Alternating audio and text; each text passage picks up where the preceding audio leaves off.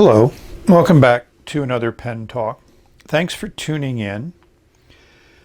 We're going to now go to the other side of the ocean, the Atlantic Ocean.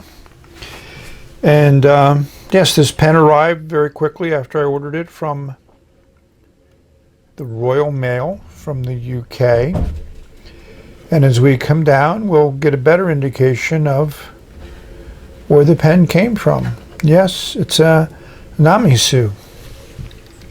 I was very impressed with how quickly it arrived, and it was very well packaged, so it arrived very, very safe. And I appreciate that it was signed by the person who packaged it.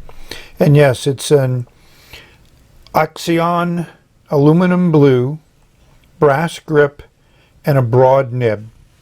Perfect, exactly what I would want. Our journey is going to take a little bit of a side trip. I get emails because I subscribe to a number of emails from a number of different pen makers and pen distributors. And I got an email saying that these pens were going on sale at almost half price. So I said, I need to get one. So I ordered it. It came in a few days. It was delivered. And the price was excellent. It's a nice design. You got your protective sleeve. And then you have what I would call your gift box item. Nice silver embossed name there, nothing else on it. And I think it's very functional. This just pulls right out. They give you a little tab. It's pretty secure, so it's not going to come out on its own. And we'll see the pen. And the pen is impressive. I will be the first to admit that I like it. But I'm a metallurgist and I have a soft spot for metal pens. But it's well done. They did a lot of nice detail work on here. That brass cap finial is nice. That anodizing feels good in the hand. The cap comes off in about 1 1/4 turns, and we see a nice brass section here. A nice large number 6 Bock nib, and I got it in broad. You know, and because it's a Bock nib, I have a ton of them that I can use. It fits well in the hand, unposted. It has decent weight to it. You can post it if you would like. Relative to the pen, the cap is not significantly heavy, even though it does have that hunk of brass at the end. It almost balances it a little bit more over the weight of the section here, but the section's a very good size, so it's a comfortable, very comfortable in the hand to hold. I have a feeling that brass section, even though I like the sections a little bit on the large sides, this one is a little bit larger than I like. We'll see how it holds up over long writing experiences. The pen didn't come with a converter, but it was very easy for me to find one. You know, there's a lot of threads and that unscrews, and I just stuck this one here. I think it's from Fine Writing. It fits well. You know, Bock, Jovo, they all have a similar type of design at the back of this nib assembly to accommodate a converter. So I'm not, you know, I don't need a converter. I don't need a box, but, you know, you can save a few dollars. I'm certainly willing to find one on my own that'll work. So let's compare this to a pen that many people thought it was comparable to. And then we'll figure out what ink to put in here and see how this broad Bock nib writes and how it feels in the hand with putting ink on paper. So one thing nice about the Ixion is it's simple pen.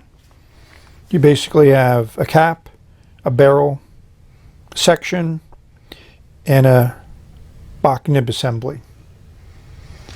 So that makes it easy. The pen didn't come with a converter, but it only took me a few minutes to find this one that I'm not certain what pen it came out of. Could have been Fine Writing, which is a standard end to it. And it fits perfectly, and I like this design.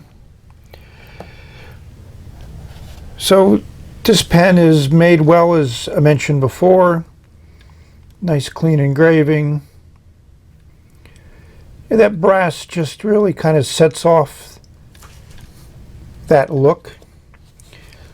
And this was on sale, so that's why I have a blue one. And I don't have a blue version of this pen, as we'll compare to some of the pen it may be related to. I mean, I always like a brass section. It adds weight to the pen, and it's weight at the nib end, which is what I like. And this is a nice Bock nib. It's a broad nib. I have a few Bock broad nibs, so we'll see how this one writes. So let's do some more comparisons. And so when I first did my review on the PenBBS 350, and here we have three versions that I have: red, green, and black. People said these were knockoffs of the Namisu Ixion, and I couldn't say one thing or the other because I'm not going to make any comments until I have both pens in my hand. And shortly after I did my reviews on the 350s, I got a chance to hold and write with an Ixion, and I said, besides some facets on the cap, they don't share a lot in common. And my theory has always been that these were made in the same Chinese factory, and the factory may have come up with the design and brought it to PenBBS and brought it to Namisu, and each of them put their own little signatures on it, and that's how these pens came to be. Not necessarily that one pen brand decided to steal a design from another one, which a lot of people seem to fixate on, but to me a pen's a pen. So one of the things that PenBBS did is, number one, it's just their name is there in the cap, and also the branding is on the top of the cap, and I think it's done very nicely. Very plain finial on the bottom.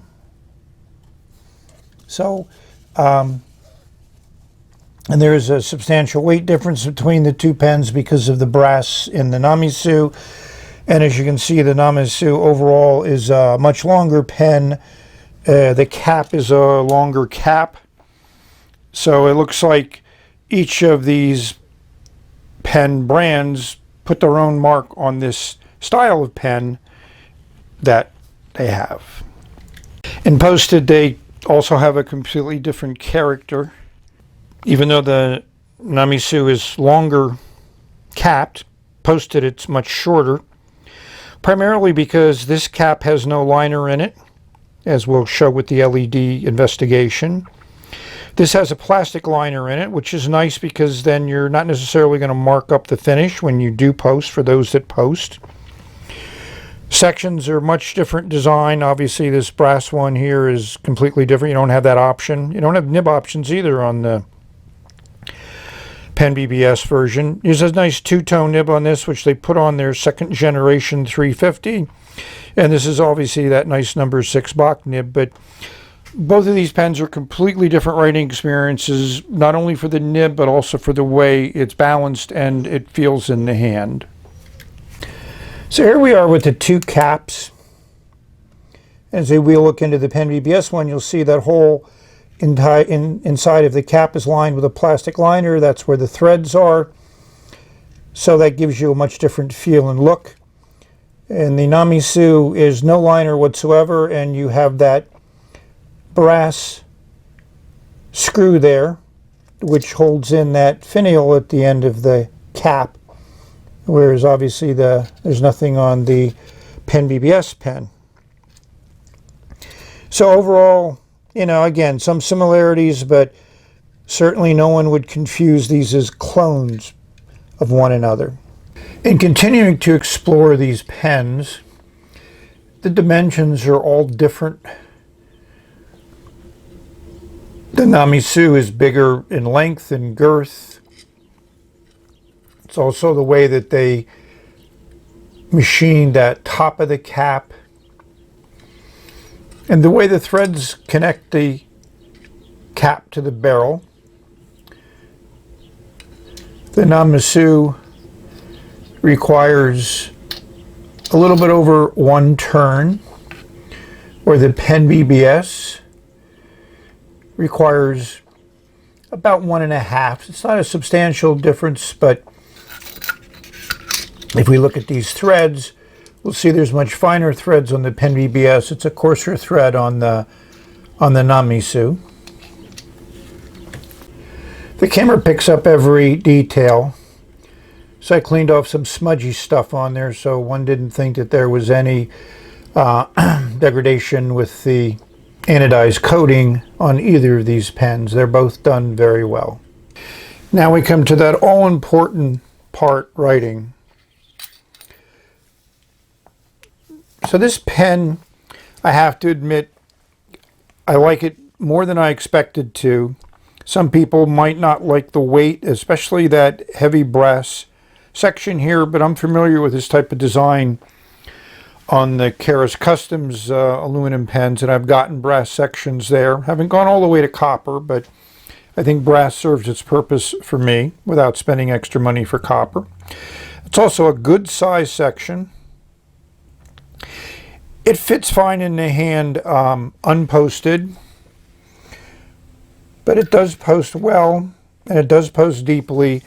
And you don't really notice the cap on there, so from a weight viewpoint, so it just adds some length to the pen. Before we put nib to paper, I need to tell a story. So I flush all my pens before I ink them up, but this time I decided not to do that. So I just put this in my Lamy turquoise ink and filled it once, twice, 3 times, which the ink then hopefully does some flushing, and the pen would not write at all. And that was using that Chinese converter that I found that fit. So I wasn't happy. I checked the nib out. It looked like the tines were a little spread. You know, the distance between the feed and the end of the nib is a little long compared to some of the other pens, but I compared to my other Bocks, and it wasn't that much out of spec, so to speak. I could not pull this nib and feed out of the assembly, so that was not an option as far as trying to rectify this pen. So the next thing I did was filled it up with the same ink, but I put in a titanium nib, and it wrote a little bit better, but it still got starved. So then I grabbed my other Namisu that had a converter in it, used that converter, and then I flushed this nib in a stronger ammonia solution. I did a more thorough flushing like I normally do with every pen that I get.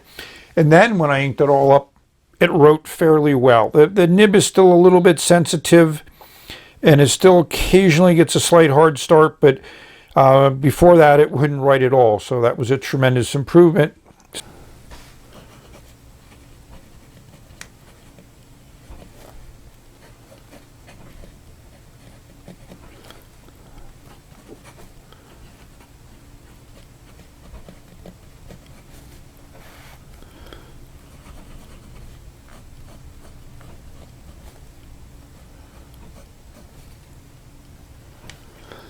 I mean, that's a wet writer. It's very smooth, which is what you would expect. There's a lot of tipping material on that nib, and it's done very, very well. And if you didn't want to use the broad end, it writes very well in reverse. But I will admit that I just did a little bit of a smoothing on this because it was not designed to write in reverse. So it was a little scratchy. It was even a little finer than this, but it was skippy. So now it writes extremely well. So you can have your broad line or you can have your fine line. So I'm just going to rate this pen with my old-fashioned system first, and I'm going to give it an 8.8. So let's look at why. So let's go through the check mark list. For design, it's going to get 3 checks. I think they did a great job on the design with the brass and aluminum combination. I love the blue color. I love this nice large section. engineering wise, we're also going to give it 3 checks. It's extremely well engineered. Everything works well. A build, we're going to give it 2 checks. You know, the threads are good, but they're not quite as clean as I think they could be, but that might be the nature of the beast. From a writing, we're going to give it 2 checks because of the challenges I had with the nib. Now it works pretty good. A look, we're going to give it 3 checks because I just love the way it looks, and that's a very subjective ranking. And for a value, I'm going to give it 1.5 checks. So this pen retails for 50 pounds. I got it for 20 pounds. For 20 pounds, it's a 3 check value, but that's sold out, and who knows if they'll ever offer this again at that price. I mean, buying a Bock nib will cost you 15 pounds, so that to me was a no-brainer, pretty much getting a pen for the price of a nib. But at 50 pounds, I think it puts it into another ballpark. I still think it's a good value, but not a great value. So those are my numbers, and to me, that's what added up to my original rating. So overall, there's 2 reasons why I got this pen. Number 1, the price was great on sale, and I like Namisu. I think they do an excellent job in making metal pens, and also they do ebonite, and they just they're a little bit different, and I appreciate that and enjoy that.